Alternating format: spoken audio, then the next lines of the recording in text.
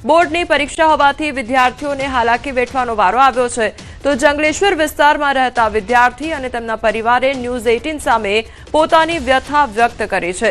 જંગલેશ્વર શેરી નંબર 15 માં રહેતા અમરાન નામના વિદ્યાર્થીને ધોરણ 12 ની પરીક્ષા આપવાની છે। માત્ર 4 જ દિવસ પછી તેમનું પહેલું પેપર છે। આજે તે પોતાના પરિવાર સાથે મકાન ખાલી કરી રહ્યો છે। પરિવાર પણ વિદ્યાર્થીના અભ્યાસમાં ધ્યાન દેવાના બદલે મકાન ખાલી કરવામાં લાગ્યા છે। વિદ્યાર્થીએ કહ્યું કે આજે જ સવારમાં તેમના ક્લાસીસમાં આઈએમપી પ્રશ્નો સમજાવવાના હતા અને જો કે મકાન ખાલી કરવાનું હોવાથી તે નથી થઈ શક્યું તે પ્રકારની વાત વિદ્યાર્થી દ્વારા કરવામાં આવી છે।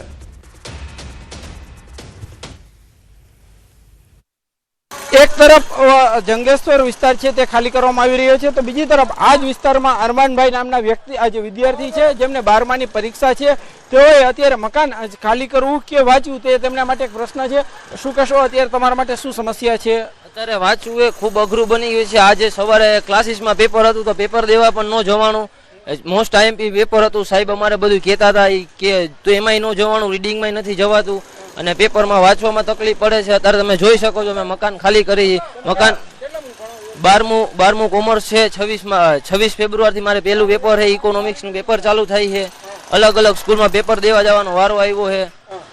હવે તમારા માટે ક્યાં વાંચશો આની અસર તમારા પરીક્ષા? અરે વાત ન પૂછો સાહેબ, અટાણે બહુ આમ ગંભીર અસર થઈ છે એની અને કઈ જગ્યાએ વાંચવું કઈ શું કરવું કઈ સમજાતું નથી। મકાન ફેરવવું કે વાંચવું ઘરે કઈ રીતે આમ ઘરમાંથી સામાન ફેરવી છે વાંચવાનો તો ટાઈમ નથી મળતો। માથે બોર્ડની પરીક્ષા માત્ર 4 દિવસ જ રહ્યા છે। આજે રવિવાર તો થઈ ગયો, ગુરુવારે પહેલું પેપર છે અમારે। ચોક્કસથી ગુરુવારે પહેલું પેપર છે અને આ પરિવાર છે તે અત્યારે તેમના મમ્મી છે, આપણે એમની સાથે વાત કરીશું। બેન શું કહેશો તે તમારા દીકરાને એક બાજુથી પરીક્ષા માથે છે બીજી બાજુ મકાન ખાલી? સરકારને આવું કરવું જરૂરી નથી। અમારા બાળકની પરીક્ષા છે, અમારે બાળકને વાંચવાનું કરવું મકાનનું કરવું કે શું કરવું? અમારે એક તો રમજાન મહિનો ચાલે છે, એક તો અમે રોજારિયા હોય સાહેબ। બહુ જ આજ મારો છોકરો ટ્યુશનમાં નથી જતો, નથી વાંચી શકતો અને 12માની પરીક્ષા છે એની શું કરવું અમારે? આજે અઠવાડિયાથી અમને લોકો આ લોકો હેરાન કરે છે, 2 મહિનાથી આ લોકો એમને હેરાન કર્યા છે। બહુ જ પડશે એમ, બધાના બાળકો માટે પરીક્ષા અસર પડશે એમ બાળક માટે। આજે એક તરફ જે છે 4 દિવસ પછી પરીક્ષા છે, બીજી તરફ આ ભાઈ છે તે અત્યારે તેમના મકાન ખાલી કરવામાં લાગી ગયા છે। આ પરિવાર છે તેમના માટે બેવડી ચિંતા છે। મકાન ખાલી કરવું કે જે તેમનું સંતાન છે તેમને ભણવાની વ્યવસ્થા કરવી તે પણ સૌથી મોટો સવાલ છે। જો કે હાલ જે રીતના રાજકોટના જે જંગલેશ્વર વિસ્તાર છે ત્યાં આજ સાંજ સુધીમાં મકાન ખાલી કરવાનું કીધું છે અને લોકો પણ મકાન ખાલી કરી રહ્યા છે તો બીજી તરફ બોર્ડના વિદ્યાર્થીઓ છે તે પણ ભારે મુશ્કેલી અનુભવી રહ્યા છે। હાર્દિક જોશી, ન્યૂઝ 18 ગુજરાતી, રાજકોટ। તો રાજકોટના જંગલેશ્વર વિસ્તારમાં આવતીકાલે મેગા ડિમોલેશન હાથ ધરવામાં આવશે ત્યારે આજે 350 જેટલા લોકોએ પોતાના મકાન સ્વેચ્છાએ ખાલી કર્યા। ત્યારે સ્થાનિક મહિલાએ ન્યૂઝ 18 ગુજરાતી સમક્ષ પોતાની વેદના ઠાલવી છે। તેમણે કહ્યું છે કે પતિ પથારીમાં છે અને ડિમોલેશનની ચિંતા છે। એક સ્થળેથી બીજા સ્થળે ખસેડવા પણ મુશ્કેલ બન્યા છે।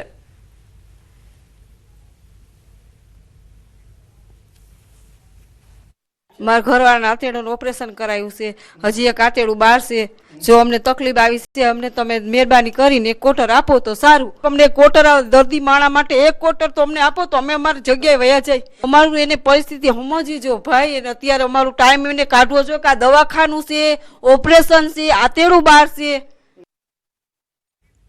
તો રાજકોટમાં આવતીકાલે થનારા મેગા ડિમોલેશન પૂર્વે અસરગ્રસ્ત પરિવારોમાં ભારે આક્રંદ અને લાચારી જોવા મળી રહી છે।